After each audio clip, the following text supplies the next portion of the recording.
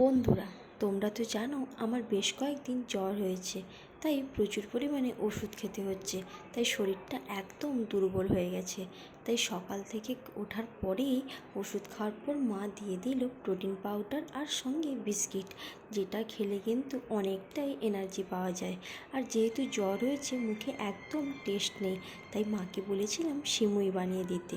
তাই মা দিয়েছে সিমুই বানিয়ে, আর যেটা খেতে কিন্তু আমি ভীষণ ভালোবাসি। আজকে দুপুরে কী মেনু হয়েছিল সেটাই দেখাই। আজ যেহেতু শনিবার, তাই সমস্ত কিছু নিরামিষ হয়েছিল। তারপর সন্ধেবেলায় একটু হাঁটতে বেরিয়েছিলাম।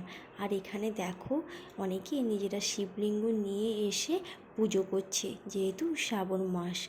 আর সন্ধেবেলায় কিন্তু বাইরে হাঁটতে বেরোলে মনটা কিন্তু অনেকটাই ভালো হয়ে যায়, যার ফলে কিন্তু প্রত্যেক দিনই প্রায় হাঁটতে বেরোই।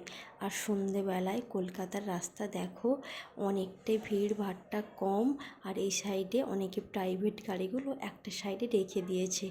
আজকের ভিডিওটি কেমন লাগলো জানিও। টাটা।